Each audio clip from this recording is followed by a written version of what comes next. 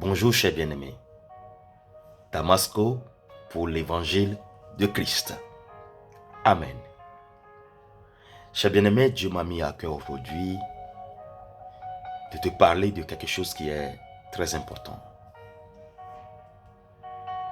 Et vous savez, il est possible d'aimer Dieu sans être dans la vérité. Oui, tu vas me dire, mais comment on peut aimer Dieu qui est vérité et ne pas être dans la vérité? Oui, c'est possible. On peut aimer Dieu, être zélé pour Dieu, être engagé pour Dieu et ne pas avoir la vérité en soi. C'est possible. Et je vais te donner un exemple, l'exemple de Paul, qui était Saul de Tarse. Vous savez, Paul, quand il persécutait les apôtres, les disciples de Jésus, quand il les traquait, il les attachait, il les emmenait en prison, et il est allé même à tuer. Pour ça, il allait chez les souverains sacrificateurs. Ce que je suis en train de te dire, va dans Actes chapitre 9, à partir du 21 verset déjà, tu vas comprendre, tu vas lire tout ce que je suis en train de te dire. Dieu m'a mis à cœur seulement de parler, de partager, de parler avec toi, de causer avec toi.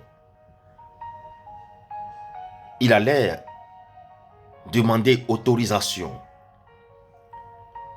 chez le souverain sacrificateur pour avoir des lettres qui lui donnent mandat d'aller traquer les disciples de la nouvelle doctrine qui est la doctrine du Christ, notre Seigneur. La doctrine de l'évangile, la doctrine de la vérité. Il les traquait, il les emprisonnait, il les ligotait. Paul faisait cela par l'amour, par le zèle qu'il a pour la parole qui était la loi. C'est pas que Paul était contre la parole selon lui. Paul préservait la loi de Moïse, puisque il est bien enseigné, il est bien instruit, et il connaît de A à Z la loi. Et lui, en tant qu'intellectuel, docteur de la loi, il a voulu préserver cette loi. Et il voyait que la doctrine de Christ était une menace pour la loi de l'Éternel. C'est l'exemple concret. C'est pourquoi je te dis qu'aujourd'hui, ça peut t'arriver aussi. De croire que tu aimes Dieu sans avoir la vérité. D'être zélé pour Dieu sans pour autant avoir la vérité. C'est pourquoi la parole nous dit, nous connaissons en partie. Paul, qui était Saul de Tarse, allait encore dans la ville de Damas pour aller traquer, arrêter, ligoter, les ramener à la main, attachés derrière le dos à Jérusalem. Ramener qui? Les disciples de Jésus. Et tous les disciples de Jésus ont peur de Saul de Tarse qui est devenu Paul. Paul croyait être dans la vérité, mais il était dans le mensonge. Alors que il était zélé pour l'Éternel. Chers bien-aimés, aujourd'hui, toi aussi tu crois que tu es zélé pour Dieu, que tu aimes Dieu, peut-être, et tu fais des choses, et je vais bien préciser, tu penses que tu dois préserver la vérité et la parole de Dieu. Tu penses que tu es mandaté à préserver l'évangile et tu es contre les autres en disant, eux, ils ne sont pas dans la vérité, il ne faut pas les approcher. Tu es qui? Tu es qui pour protéger la parole de Dieu?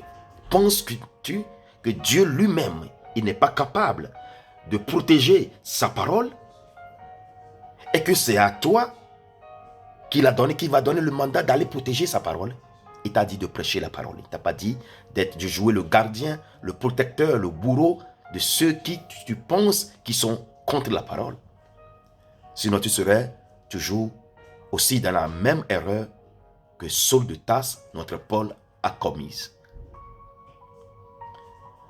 Est-ce que tu penses que Dieu n'est pas capable de préserver, de protéger, de garder sa parole, de veiller sur sa parole, et que c'est à toi de le faire?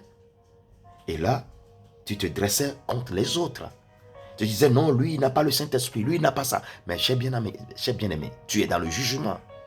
Et la parole nous interdit de rentrer dans le jugement. Ne jugez point. De peur que vous ne soyez jugés vous-même. À la même mesure que vous avez jugé les autres. Pourquoi tu penses que c'est à toi de protéger la parole de Dieu? Dieu seul est capable. Tu as découvert la parole.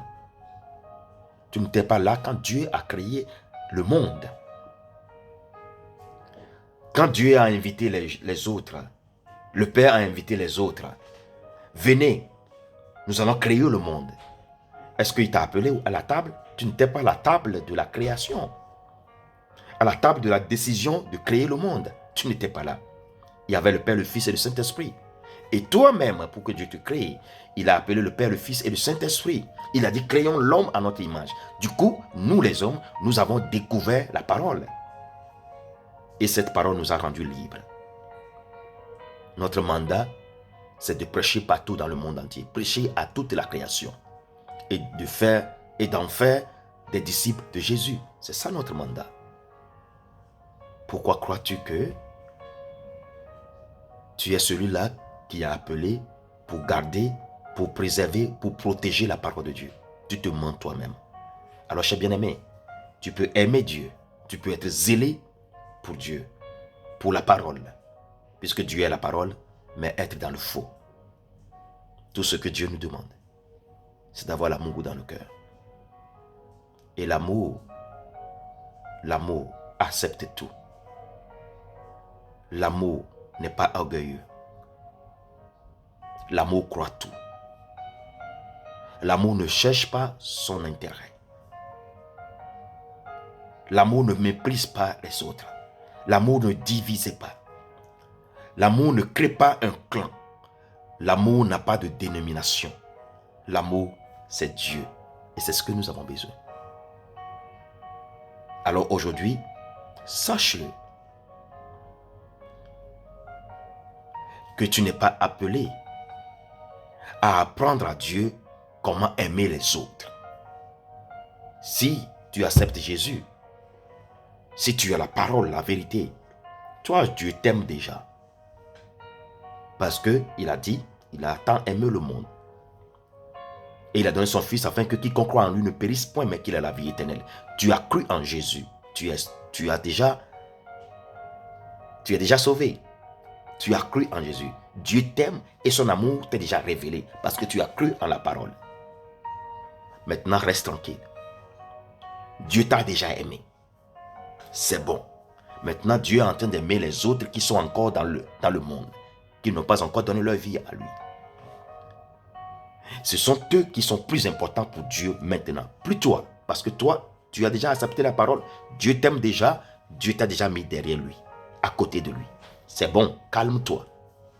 Ceux que tu es en train de haïr parce qu'ils sont dans le faux, parce qu'ils ne sont pas dans la vérité, parce qu'ils sont dans le monde, parce qu'ils n'ont pas Jésus, et que toi tu es en train de les haïr. Ceux que tu crois qu'ils n'ont pas la vérité, qui sont en train de se tromper, de mélanger les choses, que tu es en train de les traquer, que tu es en train de les insulter, que tu es en train de colporter sur eux, que tu es en train de les mépriser.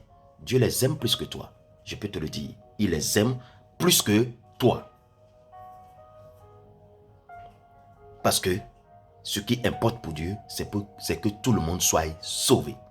Dieu a aimé le monde pour que tout le monde soit sauvé. Alors calme-toi, prends ta parole, médite ta parole. Et l'essentiel qu'il faut garder dans la parole, c'est l'amour. Quand tu as l'amour, tu as tout. Tu as Dieu avec toi. Sois béni au nom de Jésus. Shalom.